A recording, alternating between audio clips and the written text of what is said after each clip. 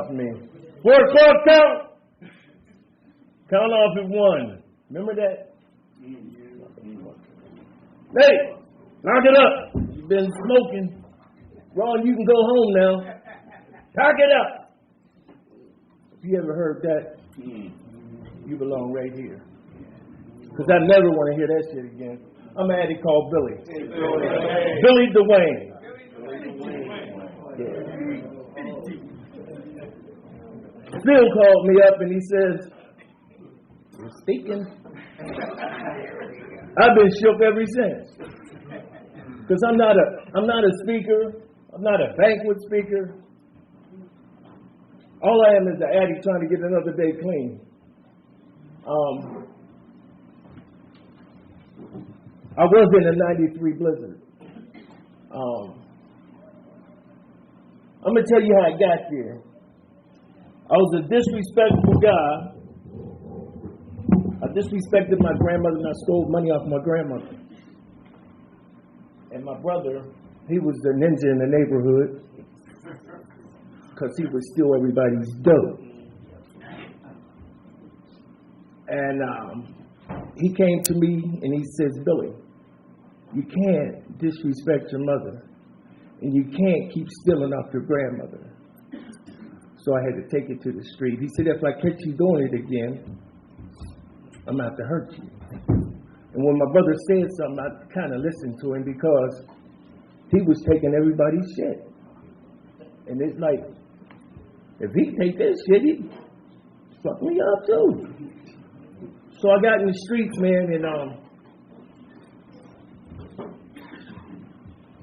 from a guy who was always raised up by his parents, I mean, like, you know, the parents part of it, I was scared to go in the streets, man. And when I got in the streets, man, it was kind of rough for me.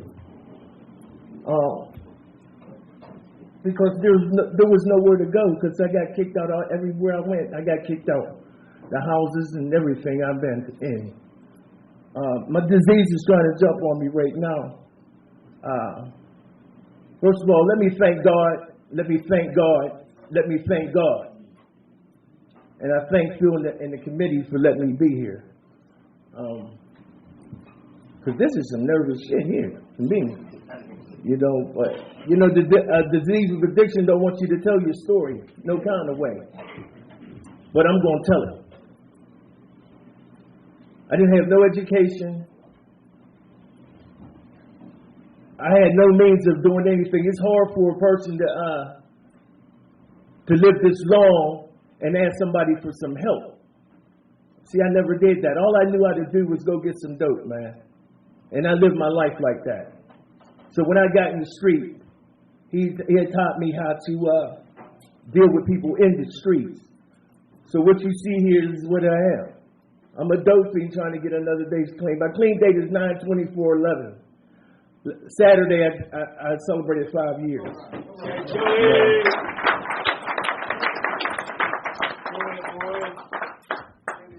And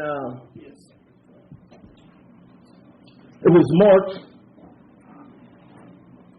12th. There was a bulletin on the news says a blizzard's getting ready to come. Shit, man, I was like, a blizzard? I had 2 bags of dope on me, right? And I had to get me some more dope.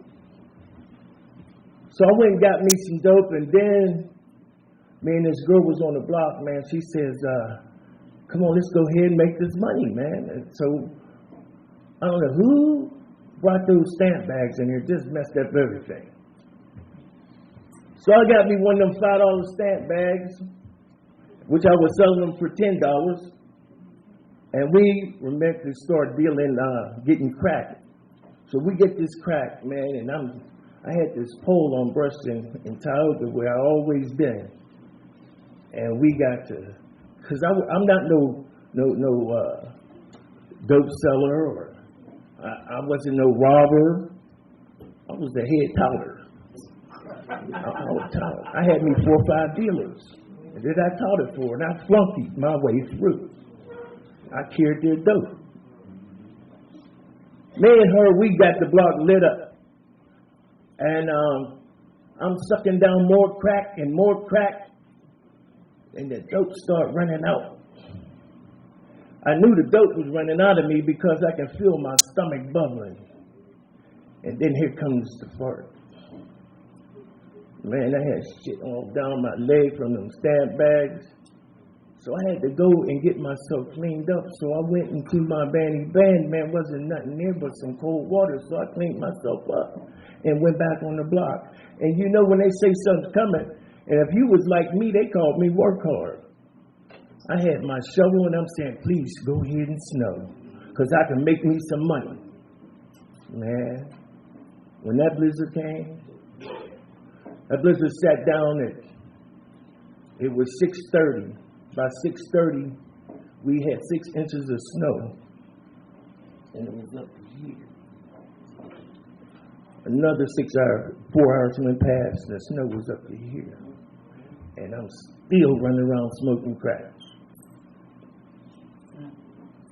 Wasn't no dope dealers coming out then, because the whole Frankstown was shut down. The buses stopped running. Wasn't nothing else but some crack. And I'm a dope fiend. I got like a $200 habit. And I'm trying to get me some more dope so I can get well.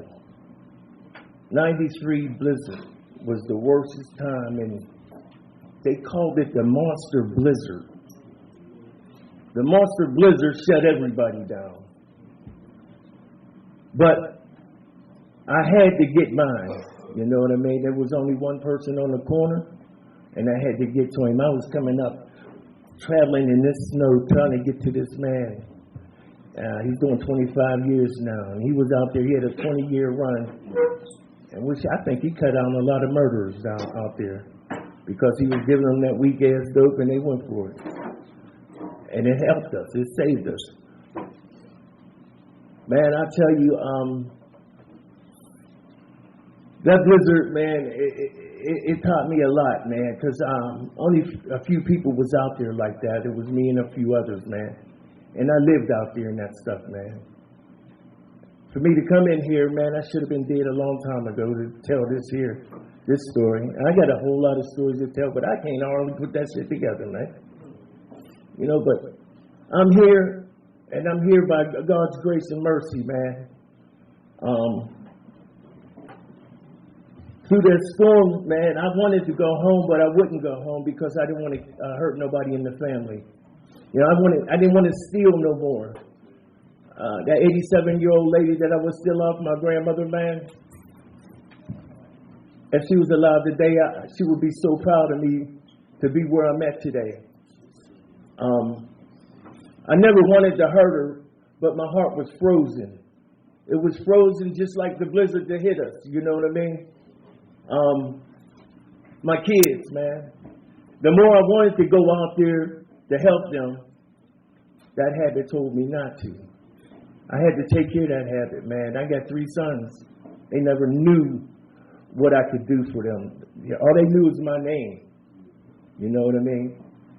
It's been a whole long run for me. I've been in and out, man. For me to be sitting up here saying this to you, you know what I mean? It's a blessing, man. See, I know how it is to live out there like that. You know, no heat, no gas, 90-degree weather. I know that, man. I've been there. You know, this thing is no joke. If it had me doing that to my own grandmother and my own kids, you know, I mean, I wanted to help them, but I just couldn't. I was a productive citizen once before. 25 years ago, I had a job. I did all that good stuff, but somehow that dope just took everything from me. You know, it killed my brother. It killed my uncle. See, I'm the only one living besides for me and my Aunt Dot and some cousins, man. I got one right there. It's my sponsor. You know, my ability to learn, it's coming. Everything comes, you know, I mean, I'm not trying to rush everything. One day I will speak good, you know what I'm saying? But it's not right now, you know what I mean? You know, I'm just telling you where I come from, man. You know, I never did want to learn nothing because all I think about was getting some money. You know, that's not my story. My story was getting well. You know, I started out in the 6th grade drinking wine. You know, and by the time I never went to school to graduate. You know what I mean? It was always go get some more. And it's been like that ever since until I found Narcotics Anonymous. You know, I never thought that I didn't want to get clean because I got used to the pain, man. When you get used to the pain, man, I mean, hey, well, you don't even have to leave the block. I didn't have to leave the block to get what I wanted.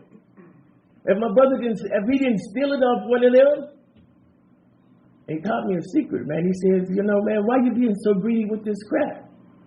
I said, what do you mean? He said, everything you get, you smoke up. He said, get them girls some of that crap. I was wondering why these girls keep bringing them this crap. He said, man, your brother takes care of me. You know, he would give the hookers in the neighborhood crap. I look up, he got about 50 pieces of crack.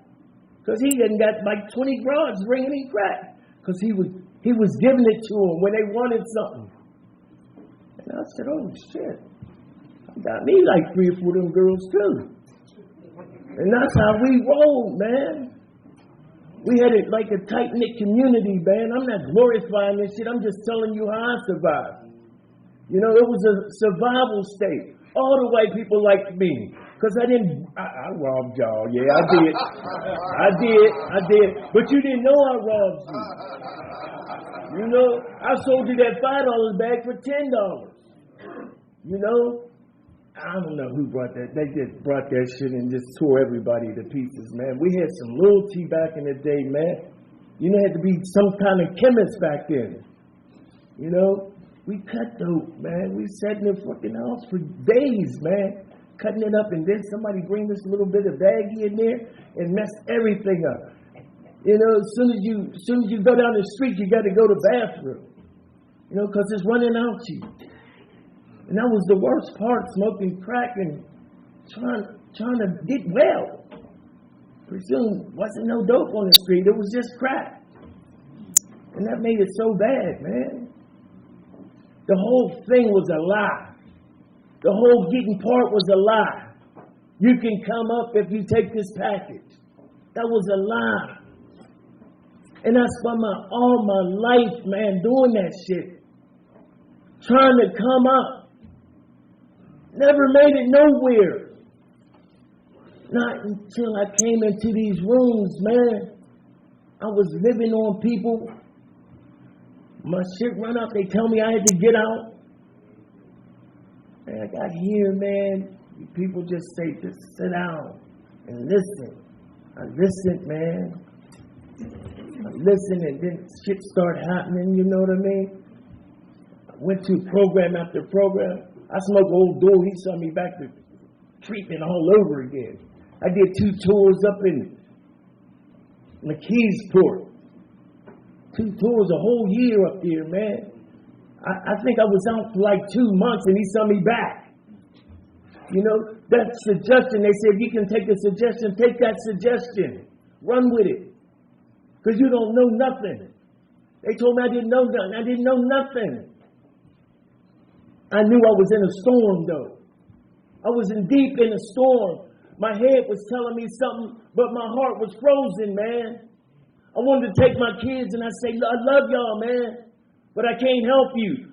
My heart was locked up, man. But my mind was telling me, oh, man, just get you another joke, man. You'll see them next week. Them is my kids, my babies, man. Every man wants their son to be something like him. I couldn't get him like me, man. All I can do was give him my name, man. To this day they say, Dad, we love you. How? Then I explained it to him, man. I was locked up.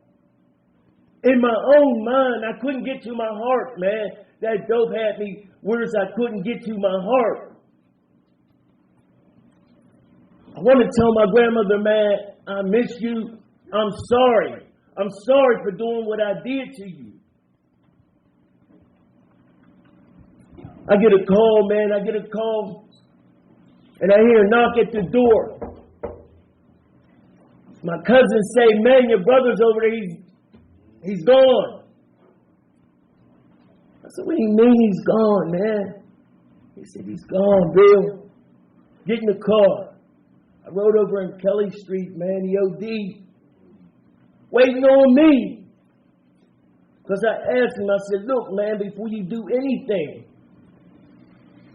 save me some of that pee. You had that pee dope? And he shot that shit. And he shot more of that shit. When I got there, the police was there. He said, he was sitting in the chair. He said, don't move. Don't move him. This is a crime scene. Detective take me outside and asked me, is he a dope dealer? I said, no. We get high.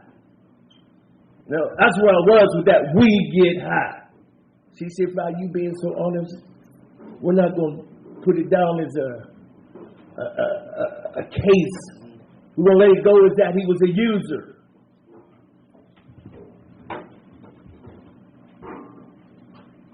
A day later, man, I went up there to, he died in the bedroom. Something told me, man, I can't take this shit no more. I goes in the bathroom, go up the street, I get 3 of those blue thunders, and I shoot them in my neck. And I goes the fuck out. People's kicking in the door. They finally get the door because I was on the door. And they say, they hit me with the narco. I come to, I'm high as hell. I said, what happened? They said, you OD'd. My brother just died in the room a day ago. Now here I go, ODing. I was high all that day. And then the doctor came in, I'm trying to get out the hospital. He said, no, we ain't gonna let you out. If we let you out, you have to sign these forms because we're going to send the goons after you. I said, what the fuck is a goon? The Resolve goon. They had some people to come and check on you. If you didn't go to the Resolve, we're going to put you back in. I said, oh shit. So I went to the Resolve. Had to stay there 3 days.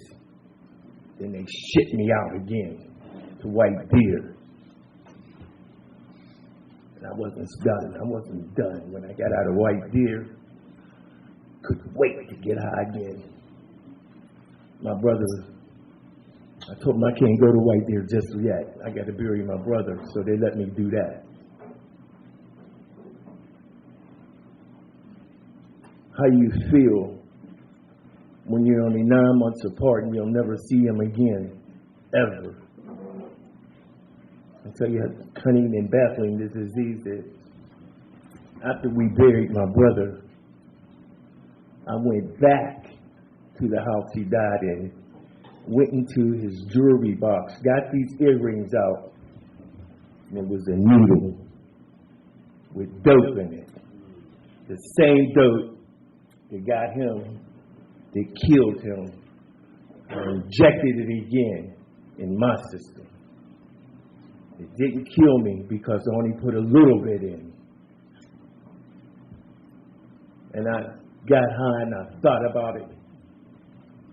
And I thought about it. And I continue on doing that for another month.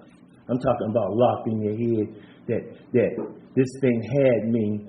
Now my brother's gone. My heart should be like, it shouldn't be frozen no more. It should have some kind of compassion for my brother. The dope wasn't allowing me to do that.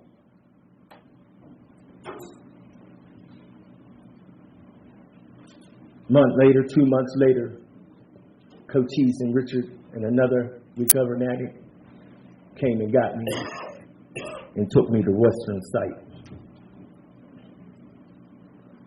And that's when my recovery started.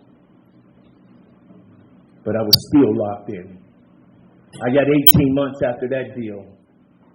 And they sent me up there to Jerry, you know. I did 2 tours in there because I drunk an old dude and he sent me back. So this thing, I've been with this, fighting this thing all my life. My grandfather told me once, he said, how long you been doing this? I said, like 10 years, Dad. He said, it's going to take you just that long to get off. And he was not lying. It took me a minute because I was hard-headed. But I tell you, man, these 5 years, I'm just telling you, man, it's so, I didn't only have to get out of the obsession and compulsion. I had to get away from the lifestyle because I was used to going on the streets, you know what I mean? Homewood was, I had to know what everything about Homewood I knew. You know what I'm saying? And it was hard to get away from that. Just being on the set. See, I had to learn how to come in here, shut my mouth, man, and listen. Only thing that pulled me in here was like, y'all, man, the people that I knew was messed up, I wouldn't have never made it, man. If y'all can do this shit, so can I, man. So can I, man. There's so many people that's in my life today, so many men right now, because I didn't do men too well. I did a lot of women, man. You know, I'm a mama's boy, and I like them girls, man. You know, because I can cry to them. I can get what I want off them. No motherfucking real man gonna give you anything. You know, you gotta work for it, dude. I didn't have to work. You know, I could smile, put something good looking on. They thought I was educated. Yeah, man. I had shit, man. But I lost a whole lot of it, man. If you knew, man, get a sponsor, get a home group. And man, just don't take nothing, man. I'm Billy. Thank you.